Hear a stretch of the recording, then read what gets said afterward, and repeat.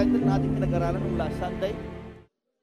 Good, Good Father. Pakisabi nga, Good, Good Father. Pero ito ho ay itong binabahagi ko po sa inyo ay nagmula rin ho sa main church po natin. Ito ang mensahe ho ng ating butihing senior pastor at ito isa ho ang message po natin. Itong month na ito, lahat ng mga tinuturo ko ay bumababa mula sa ating senior pastor, sinesend sa akin, pinapakinggan ko yung preaching niya, sinesend sa akin yung buong outline, and then pinapag-aralan ko, binababaran ko, at yun din ang binabahagi ko po sa inyo. Bakit ganito ang setup po natin? Dahil ho may mga preaching, may mga teaching ho from internet, from YouTube somewhere, na maganda naman po lahat. Kaya lang, may mga teaching din ho minsan na hindi mo namamalayan na may ibang mga katuruan at minsan nadideceive po tayo. Kaya napakahirap sa akin tumanggap sa preaching na ito, sa sermon na ito, itong katuruan na ito. Why? Dahil na-feed mo, kasi minsan na-feed na tayo ng ibang katuruan from sa internet. Maganda ho makinig ho. Hindi ko pinagbabawal na makinig po kayo sa mga preacher na gusto po ninyo at nakaka-inspire.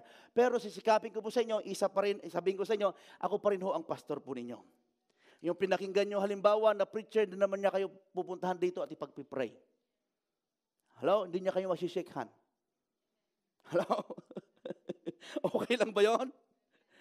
Ba't ayaw nyo yata? Ay, pastor ko pala siya. Ako pa rin ho ang pastor, kami pa rin ho ang maglilid sa inyo. Kapag kayo may sakit, hindi ka naman niya dadalawin ni Benhin.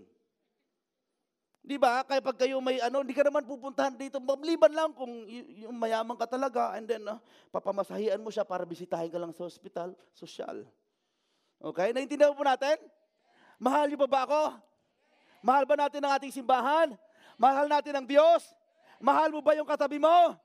Parang umina yan. Amen. Mahal natin ang Panginoon. Bakit tayo nagkagaya nito? Dahil ho, ang Diyos po ay nagkaisa po sa atin. Ngayon i-announce ko, pinapangunahan ko na kayo, maybe this is the last service. Okay? Kasi gusto ko po, ang desire ho with Pastor Larry, nag-usap kami, ay iiksihan po natin ang ating services. Even sa mga moderation, lahat to iiksihan po natin. I-try natin na 1.5 hour, tapos na lahat. Okay? Even sa worship team. Ganon dun ho ang ginagawa ho sa Vienna. And then nagkiklik po ito. Walang sayang. Kaya kapag 2 o'clock, wala pa kayo dito, we will start. Okay? I-start ng 2 o'clock, dire-diretso yun, 1.5 hour, tapos lahat, preaching lahat, tapos lahat. At nandun na ang mga tao, yun ang i-strengthen pa na, yun na, magkukumusta, nandun pa. Okay lang ba sa inyo yon? Okay? Nagkakaintindi mo tayo? Kasi ito, bilang pamilya ni Kristo, sabihin ko sa inyo, na-observe ko po nung last big event po natin, last anniversary, praise God, ang dami natin naging guest. At natuwa sila, na-bless sila. Palakpakan po natin ang Panginoon. Yung iba ay na-surprise. Hindi tayo nagpapa-impress. Gusto lang natin idakilain ang Panginoong Hesus sa katapatan, sa kabutihan niya. Kaya lang mayroon pa tayong dapat pagbutihin bilang isang pamilya ni Kristo. Minsan ay makiat akong ganyan, hinahanap yung nag-invite. Na-observe ko po as a pastor, karamihan ng maaga yung mga inimbitahan. Yung tayo, sila yung wala pa. Pero pagbutihin po natin ito, amen? Siyempre awkward naman. Nandiyan na po ba si ganito? Ha? Tapos nasalubong ko yung bago, ay wala, hindi ko po napansin. Pasok po kayo, may mga kapatid na naman. Tapos nasalubong ko naman yung nag-invite. Sabi ko sa loob-loob ko, ay nauna yung inimbitahan kaysa nag-invite. Kitang-kita ho, ito, hindi para pahiyain ang bawat isa. Para mapagbuti pa ho natin. Amen? Kasi napapansin nyo, parang mga bago. Asan mga kapatiran? Sila pala yung bumababa. Ang nagwe-welcome yung nag-invite. Ay yung inimbitahan. Hindi. Palakpakan natin ang Panginoon. Pagbutihin po natin pa ho ito. Amen? Ayan. Kailan ka magpipreach, Pastor? Ngayon na. Okay. Buksan natin ating Bible. Kung kailangan nyo ng Tagalog Bible, kontakin po ninyo ang inyong mga life group leaders para mabigyan po kayo ng Tagalog Bible. At mayroon din pong kunting bayad lamang po yun para at least kung generous enough din po, yung ibang kapatid ay binibigay na sa inyo ng libre. Dahil kailangan po natin ang Biblia.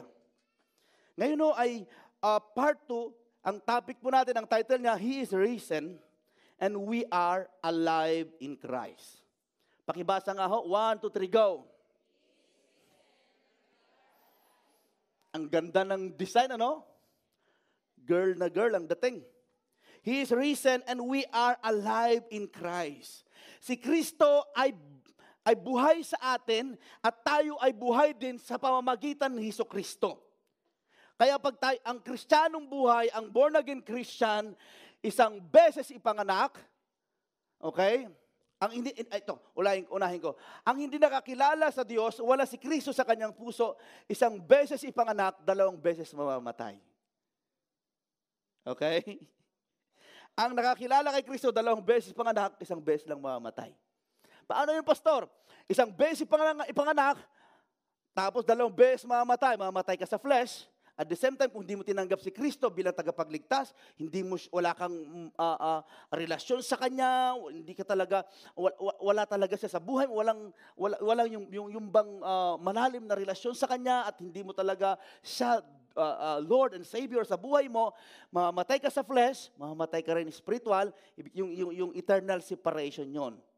Okay? Pangalawa yung pangalawa na 2 beses kang ipapanganak, 1 beses ka mamamatay, ay, di ba, pinanganak ka sa flesh, tapos sabi niya sa John chapter 3, you must be born again, not the flesh, kundi yung spiritual na bahagi ng iyong buhay na ipapanganak na muli. Kaya nga yung bagong Kristiyano, minsan nadadapa pa, minsan ay inaayos pa, lahat naman tayo inaayos pa, pero ang mahalaga, ipinanganak ka na muli. Okay? Hindi ibig sabihin na umattend kayo ng church, nakagaya nito, born again na kayo. Okay? Hindi po ibig sabihin nun. Ang born again ay personal relationship sa Panginoon. Sino dito ipinanganak physically? Di ba? Ipinanganak ka, personal ka namang ipinanganak. Dahil, ipinanganak ko dahil ipinanganak. Kung bagang nirepresent niya ako, para ipanganak din ako. Wala namang ganoon, di po ba? So, personal relationship sa Panginoon. Okay? Hindi lahat ibig sabihin, hindi po ibig sabihin, ang born again ay ito po yung magliligtas sa'yo. Si Kristo pa rin ang magliligtas po sa atin. Sabi niya sa Romans chapter 8, 31, 32, and 35, what then shall we say to these things? Sabi ni Paul sa taga-Roma, sabi rin sa atin, if God is for us, who can be against us? Pakibasa nga yung blue na part na yon. 1, 2, 3, go. He who did not spare His own Son, but gave up for us all. Pagsabi all. Sabi niya, how will He not also with Him graciously give us all things? Sabi dito, verse 35, who shall separate us from the love of Christ? Shall tribulation, or distress, or persecution, or famine, or nakedness, or danger, or sword? Sabi niya, no. Pagsabi, no. Sabi po dito, verse 37, no, in all these things, we are more than conquerors. Higit pa tayo sa mananagumpay. Anong ibig sabihin yan, pastor? Parang si Manny Pacquiao at saka si Jinky. Okay? Minsan nagkwentuhan ang mag-iina, kasama si Mami Junisha. At gusto ko lang ipangitiin. Sabi ni Mami Junisha, Manny, kapag nagkaanak pa kayo ulit, isama nyo naman pangalan ko. Sabi, anong pangalan na isip nyo, Mami? Jumanji. Sabi niya. Junisha, Manny, and Jinky. Okay. Yung iba, hindi alam yung Jumanji na movie. No, in all these things, we are more than conqueror through Him who loves us. Para si Manny Pacquiao at saka si Jinky. Si Manny Pacquiao, siya ang nakipaglaban. Siya ang nagtagumpay. Pero si Jinky, sa kanya yung prize. Yung dollars, yung premyo, hindi siya nakipaglaban, hindi siya na-black ayan, kumapal ang bulsa. Parang ganito, si Jesus ang namatay sa cross, si Jesus ang namatay at nabuhay na muli, siya ang nakipaglaban para ikaw ay maligtas. At sa ating panahon ngayon, tayo ho ang nakikinabang sa ginawa ng ating Panginoong Hesus sa cross ng Kalbaryo. Amen? Kaya sabihin mo sa katabi mo, you are more than conquerors. Verse 38, for I'm sure that neither death, nor life, nor angel, nor rulers, nor things present, nor things to come, nor powers, nor height, nor depth, nor anything else in creation will be able to separate us from the love of God in Christ Jesus our Lord. Sabi niya sa Tagalog, gusto ko basahin natin sa Tagalog. Okay? Verse 31, 1, 2, 3, go.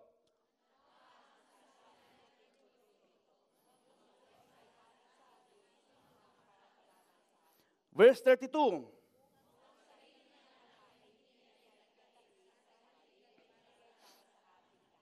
Hindi kaya niya ibibigay ang masagana sa atin ang lahat ng bagay? Pakisabi, lahat ng bagay.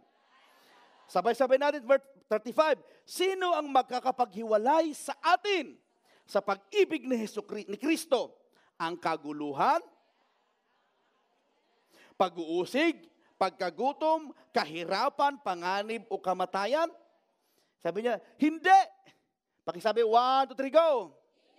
Tuloy-tuloy niyong basahin. 1, 2, 3, go. Hindi. Sa lahat.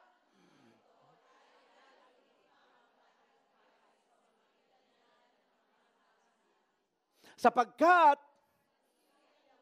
dugtong.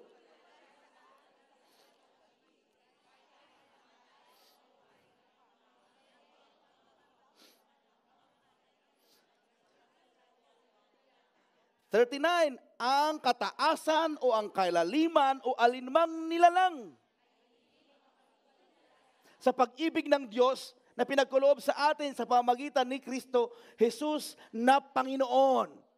Praise the Lord. Sabi ni Paul, walang sino man makakapaghiwalay sa atin. Kaya ito sinasabi ko rin sa inyo, walang sino man makakapaghiwalay sa iyo sa Diyos. Mahal ka ng Diyos kung sino ka. Ano mang pinagdadaanan mo ngayon, may pera, wala, maputi, matangkad, ano mang sitwasyon, may problema, mayroong pang kahinaan, mayroong mga dapat pang ayusin, ang Diyos hindi nagbabago ang kanyang pagmamahal. Yan ang isiksik natin sa ating puso't isipan. Ang gusto ng diablo, ang gusto ng kaaway, ganito niya, ipaparamdam niya, ibubulong niya sa iyo, you are not worthy. Hindi ka karapat-dapat. Paatin-atin ka pa sa church, hindi ka naman nababago. Hindi ka karapat-dapat. Yan ang sinasabi ng diablo. Pero ang sinasabi ng Diyos, kilala kita. Mahal kita kung sino ka. Walang sino ang makakapaghiwalay sa atin kahit anong kaguluhan. Yes, yung pagmamahal natin sa Diyos, minsan nasishake tayo ang humihiwalay. Pero yung pag-ibig ng Diyos sa atin, hindi kailan ka naman mahihiwalay doon. Paano yung pastor? Ibig sabihin, hindi na tayo mababago? No, because that kind of love and grace of God, yan ang magtutulak sa iyo para magpursige, para lumaban sa buhay. Kung bumagsak ka ngayon, kung nagkamali ka ngayon, may maling desisyon ngayon, may bukas pa, may mamaya pa. May panahon ka pa para magsisi, may panahon ka pa na ayusin ang buhay, may panahon ka pa na i-restore ang iyong sarili, ang iyong relasyon sa iyong asawa, sa iyong anak. Why? Because our God is a gracious God and He is alive. Amen. Kapag sinabing buhay ang ating Diyos, ang church dapat active and alive. Buhay ang church. Dapat tayo bilang isang Kristiyano buhay. Hindi tayo mag-act na parang patay. Ano yung patay? Patay na tayo sa pagtatampo, patay na tayo sa kasakiman, patay na tayo sa mga old life. Kung hindi pa namamatayan sa atin, ilibing mo ulit. Pastor, pinatay ko na, nag-EGR ako, sinuko ko na yung aking pagmumura. Pero last of itong mga parang nabuhay ulit. Ilibing mo ulit. Patayin mo ulit. Sa tulong ng Diyos, sabi mo sa katabi mo, patayin mo ulit. Anong papatayin natin? Hindi yung patayin natin yung masamang pag-uugali. Masamang kaisipan sa tulong ni Kristo. Hanggat di mo papatayin yan, sasakupin ka. Araw-araw ilibing mo yan. Sa totoo lang, minsan nabubuhay kasi tao tayo. Akala mo okay ka na eh. Akala mo okay ka na eh. Oh, hallelujah, praise the Lord. Pero hindi mo namamalayan, Meron kang nabasa, narinig, o nabangga ka, o inapi ka, biglang nabuhay yung inilibing mong muli. Namalaya mo na lamang yung nabuhay na isinuko mong kasalanan, nabuhay ulit. Kapatid, ito yung time. Ilibing mo ulit. Sabihin mo sa katabi mo, ilibing natin ulit. Ibig sabihin, putulin. Alisin. Isuko ulit ang buhay sa Panginoon. If God, gusto ko itong word na if God is for us, who can be against us? Ito mga verses nating binasa, pumili kayo doon, pwede niyong ilagay sa pintuan ng iyong bahay. Na ano bang ipinagkait ng Diyos? Lahat ibinigay niya na lahat-lahat. Pati ang kanyang bugtong na anak, pati ang Espiritu Santo kasama-sama natin. Mayroon pa bang mga bagay na hindi pwedeng ibigay ng Diyos sa iyo? Sabi niya, wala na. Okay? Number one, if God is for us, who can be against us? As long as you know that God is for you, it doesn't matter who is against you. Verse 31. Hanggat alam mo na ang Diyos kakampi mo, hanggat ang alam mo ang Diyos sumasang-ayon sa iyo, huwag kang patitinag, huwag kang mag-give up, huwag kang lalayo. Amen. Sabihin mo sa katabi mo, hanggat ang Diyos kasama mo, huwag kang matakot. Liban lang kung alam mo ang Diyos hindi na sumasa iyo. Fear will come. Spirit of fear will come. Kapag may fear ka, darating na si stress, kasunod na rin si suicide, kasunod na rin si pagwawala. Okay? Amen? Sabi niya, hanggat ang Diyos kakampi natin, kasama natin, wala kang dapat ikatakot. Wala ka dapat ikahiya kung ang Diyos kasama mo. Sabi niya, gusto ko po yung diagram niya, God is all wise, God is all loving. He knows what is best for me. Okay, yung triangle tayo yan. He wants what's best for me. He can accomplish what's best for me. God is all powerful. Gusto kasi ng Diyos lumabas yung bang galing na meron ka. Lumabas yung gift na meron ka. Lumabas yung talent na meron ka. Yung maximize natin ang buhay na ang nag-iisang buhay na ibinigay ng Diyos dito sa mundong ibabaw. Gusto niya ma-maximize mo. Ayaw ng Diyos na 30 years, 40 years, ninakaw yung 40 years mo, yung 30 years mo sa buhay, ninakaw ng kalungkutan, ninakaw ng despair, ninakaw ng mga bisyo, ninakaw ng mga makamundong bagay. Gusto ng Diyos everyday, araw-araw, nakangiti ka. Gusto ng Diyos araw-araw tagumpay ka. Gusto ng Diyos araw-araw masaya ka. Sabihin mo sa katabi mo, dapat masaya ko araw-araw. Bakit ho? Yan po ang sinasabi ng Biblia. Ang gusto ng Diyos magtagumpay ka. Gusto ng Diyos mapagtagumpay mo ang challenge, ang weakness, ang kahinaan na alam mo, kailangan mo pang ma-repair. Lahat po tayo dito, mayroon tayo, hindi pa tayo tapos.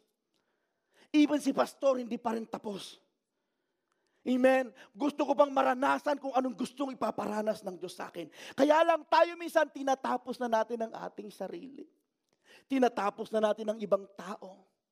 Sabihin mo sa katabi mo, kapatid, hindi pa tapos ang Diyos sa iyo. Pwede bang tumayo tayo at i-declare mo ito ng 5 tao as louder as you can? Sabihin mo sa kanya, kapatid, hindi pa tapos ang Diyos sa iyo. Come on! Declare it by faith, hindi pa tapos ang Diyos sa iyo.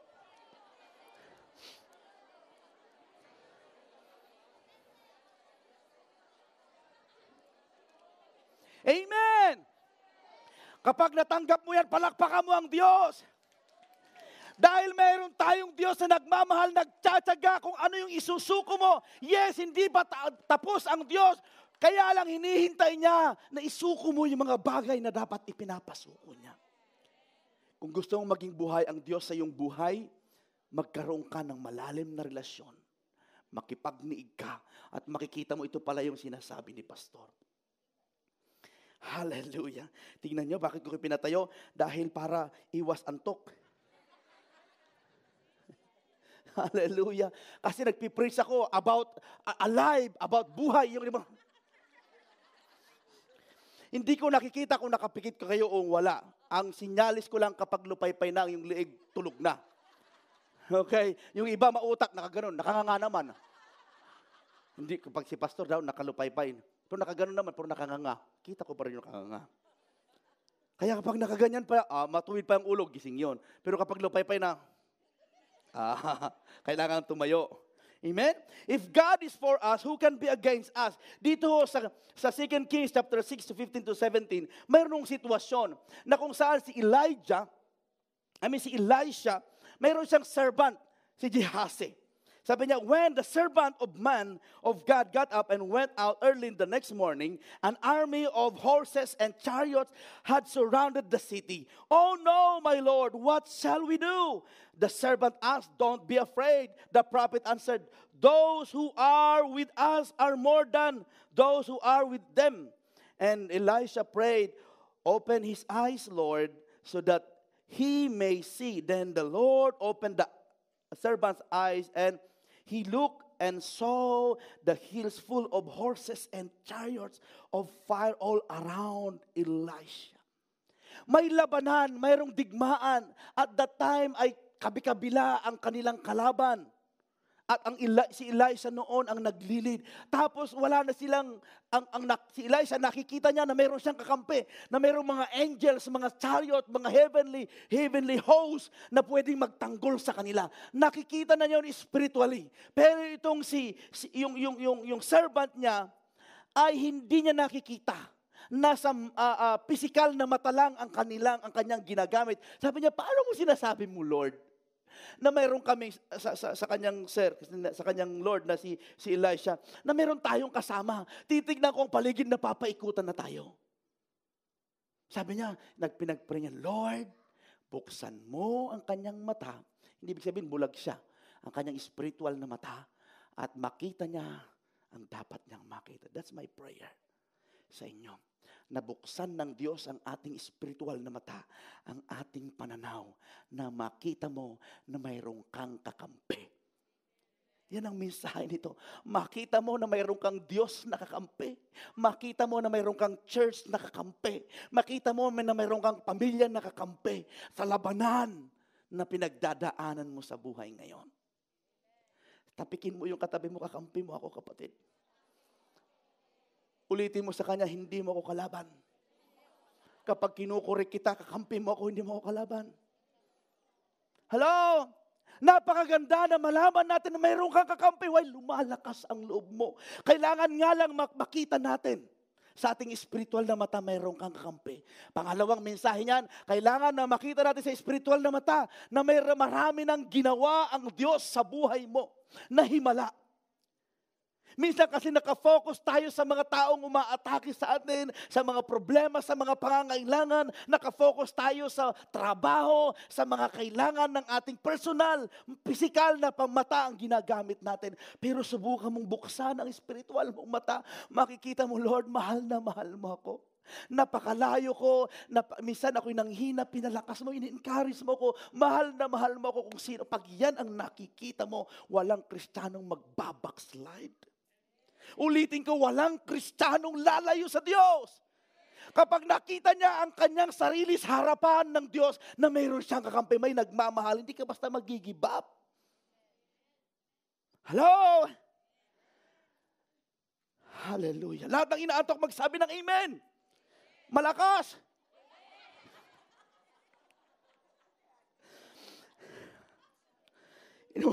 Inulit pa. Amen. Amen.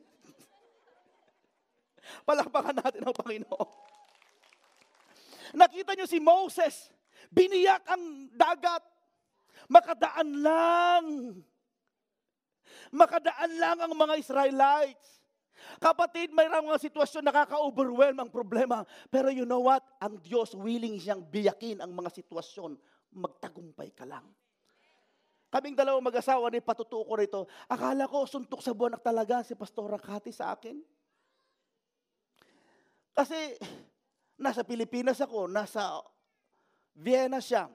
Paano ko liligawan? Paano? At narinig ko may nanliligaw din sa kanya. Ay, nasa Pilipinas ako. Minsan umuwi. Okay, umuwi. At malapit na siyang bumalik sa Austria. At nagkataon may retreat.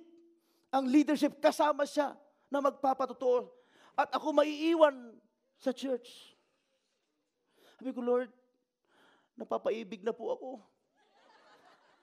Yun ang maganda kapag may Diyos ka eh.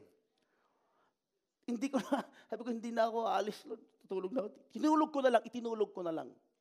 Ginising ako ng isang driver, sama ka. Bakit? Si sisters, yung treasurer natin, nag-LBM.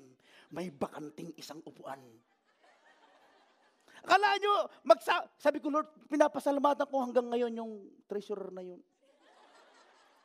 Kasi at that time, nung isinama ako doon, doon kami nagkano, doon sa Kaliraya, ano ba yun? Dalawa lang kami. Ito pa, sa pagmamadali ko, hindi na ako nakapagdala ng mga extra na gamit ko. Akala ko 2 araw lang, 1 linggo pala. Ang dala ko, kulay orange, yung mga pangbahay. Mga walang, sabi ko, anong itsura ko naman dito? Pero ang Lord, kaya nga, minsan may nagsasuffer, minsan may mga pupwedeng pihitin ng Lord, mangyari lang kalooban niya sa iyo. Ganon din ho sa ating mga employer minsan, ayaw ko na, ang tapang inaiinis siya sa'yo, ganyan-ganyan sa'yo. Pero nagpakabuti ka, talaga sumusunod ka, may mga nagpapatotoo, talagang di ka binabayaran. Pero dumating yung time, pinihit ng Lord ang kanyang puso. Mabait na siya sa'yo. Inimikrisan ka pa. Kada umaalis siya, binibigay pa niya susi ng Ferrari. Hindi, biro lang. Amen. Amen. Napagtiwalaan ka. Ibig sabihin, lahat ng bagay pwedeng may gagawin ng Diyos para ma-fulfill ang kalooban ng Diyos sa'yo. Dati, alam mo lang, pupunta ka ng Middle East. Mag-abroad. Tignan mo, pumunta ka stop over mo lang pala ng Middle East. Napatagal nga lang 5 years. Ang talagang final destination mo, Geneva. Sabihin mo sa katabi mo, kapatid, napatagal kaya sa Middle East. Hello? At ang sumundo pa sa'yo para makasama ka namin, kapatid dito. Hallelujah. Napatagal ang stopover ko sa Middle East, Pastor. May mga ganong ganda. Bakit? Di uno nagigets, 5 years ako pero ang talaga final destination ko, dito pala. Noon hindi ko nagigets, pero ngayon gets ko na. Hello? Ibig sabihin, may gagawin ng Diyos. May gagawin ang Diyos sa buhay mo. Maghintay ka lang. Tayo kasi nagmamadali. Lahat ng pagmamadali nakaka-cause ng disgrasya. Dito lahat, lalo sa Europe. Mapahinto ka lang ng konti sa green. Punta ka naman sa Pilipinas, busina dito, busina doon. May pasahero, pagdating mo dito, pag binusinahan ka, para ka palang minumura na. Buti na lang, friends, di mo naiintindihan. Magpasalamat ka pa rin sa Lord, di mo naintindihan. Kung naintindihan mo, baka wala ka dito. Baka umihimas ka ngayon ng mga bakal na rehas. Amen? Ako po naranasan ko yan. May mga sitwasyon ho na sa aking magulang, di niya ako kinakitaan na ako'y magtatapos ng college. Wala silang plano na ako'y mag-aaral ng college. Yung kuya ko, dahil siya lagi nag-o-honor. Si Junior, ano lang yan? Diyan sa Prado, mababang paaralan ng Prado National High School. Diyan na lang yan. Yung iba sa inyo, Tabayuyong Elementary School. Ang street niya, di mabirbirukan street. Pero ang Diyos mismo ang naglakip-lakip para ma-fulfill yung kalooban ng Diyos sa akin. Ganon din sa inyo. Either nasa process ka, harapin mo yung process na yan. Titiyakin ko sa iyo kung may problema kang pinagdadaanan yan, kapag nagpagtagumpay mo yan, kikinang ka. Lalabas yung kulay, lalabas yung napagtagumpay mo, natuto ka sa buhay. Yung problemang pinagdaanan mo, o either maling desisyon na pinagdaanan mo, nagkamali ka, hindi matututunan yun dito sa pulpit yan. Ang Diyos mismo ang nagturo sa iyo. Hello? God is on our side. He who did not spare His own Son. Gustong-gusto ko ito. Binigay niya na lahat-lahat. At ano sabi niya dito? He who did not spare His own Son, but gave Him up for us all, how will He not also with Him graciously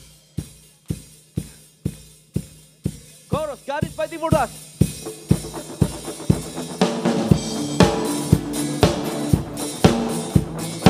Yeah! Woo! Sing it! God is fighting for us. For us. He is overcome. He is overcome. Be shaken. We will not be moved. Come on, declare. God is fighting for us. Our side is overcome.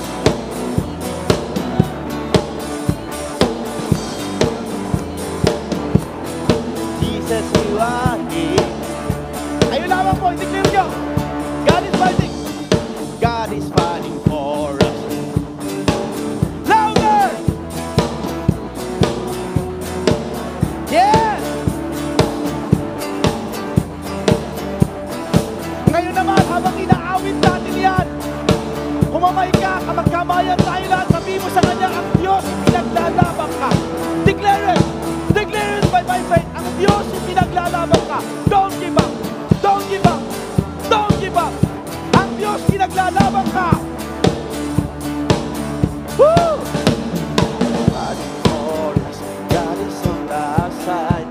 He is overcome. He is over. Yeah! Shaken. We will not be moved. I will live. I will live. I will not die. The resurrection, the power of Christ alive in me. And I, hey! In Jesus' name, I will live. Live. I will not die.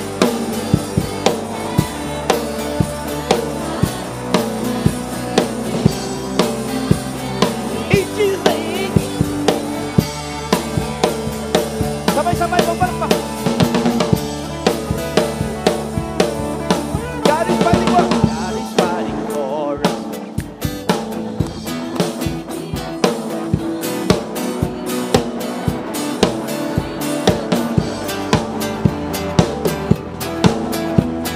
Awitin nga natin yung praise ng kanta na ito. Yes!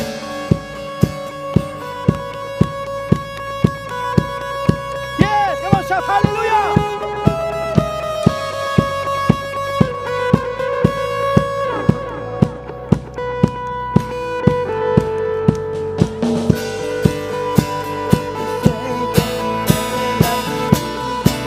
Cannot be shaken in the name of Jesus. It is defeated, and we will shout it out. Declare, God is fighting for us.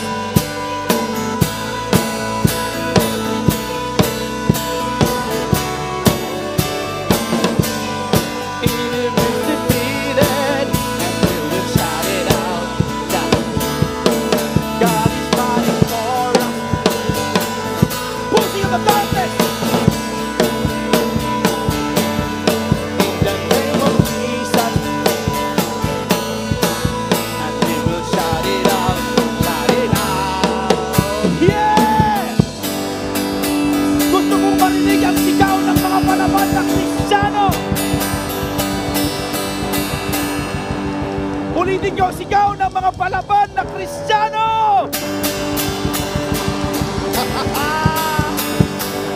Kapatid, makakaupo po kayo.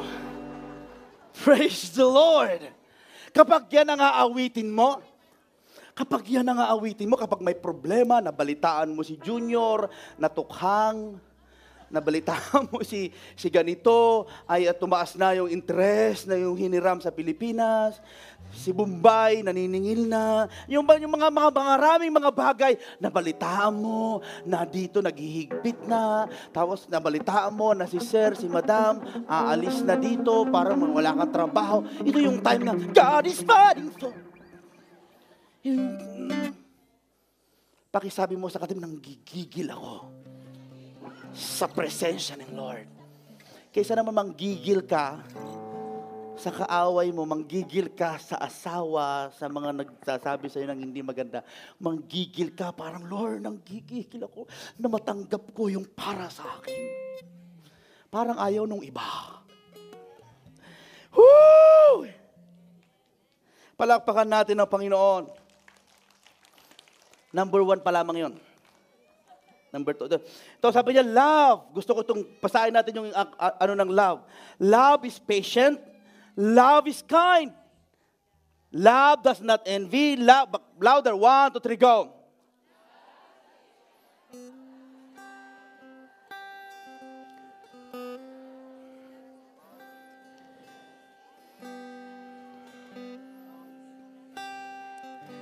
Naiintindihan ko kayo, hindi nyo mabasa dahil yung iba hinihingal na. Love it, kind.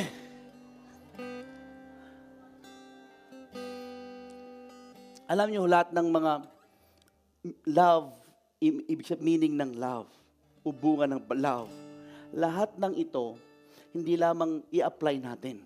Pero tandaan po niyo, lahat ng ito, ipinaranas at ipinaparanas ng Diyos sa atin. Ito ang maganda sa ating Diyos na sinasamba. Hindi niya pinapagawa sa atin na hindi niya ginawa. Ang Diyos naging mapasensyoso sa atin. Naging mabait siya sa atin. Hindi siya nag-envy sa atin. Hindi siya, lahat ng mga bagay na yan, ipinaranas at ipinapadama ng Diyos sa iyo. Amen? Sinong nakakaranas sa Panginoon? Ito, sabi niya, dead to sin, alive in Christ. Nothing can separate from the love of God. Pag sinabing buhay ka, gumagalaw ka. Buhay ka sa Panginoon. Pero bago may mabuhay sa atin, kailangan mo nang may mamatay. Bago nagkaroon ho ng resurrection o buhay sa atin, kailangan mayroong mamatay na Kristo. Ganon din sa atin. Kailangan ho may mamatay sa ating mga buhay. Mamatay yung old creation. Sabi niya, in Christ, I am a new creation. Kay Kristo, ako'y bago ng nilalang. Sabi nung katabi mo, parang hindi, paunti-unti. Kung hindi man biglaan, ang Diyos tatagain ka hanggat mangyari yung kalooban niya.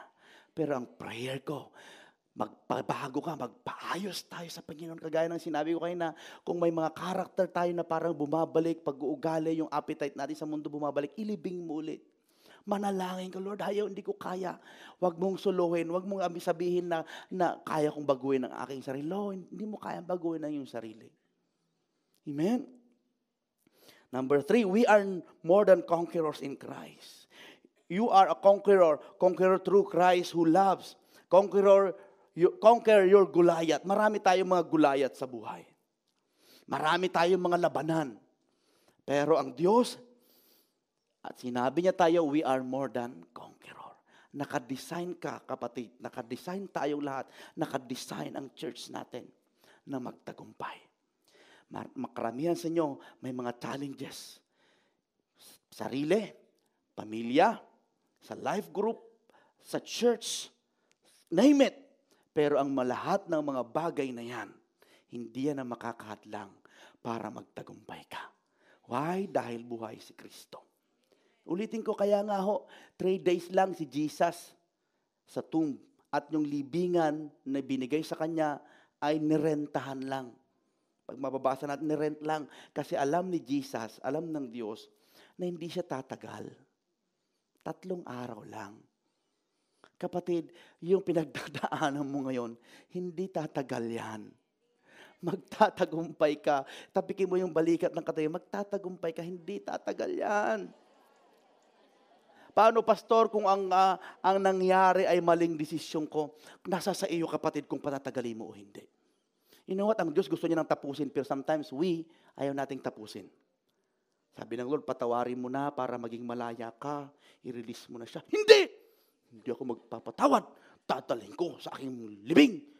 Yan kasi, pag may narinig ako sa mga counseling, yan kasi, sabihin ko, kapapanood mo ng telenovela.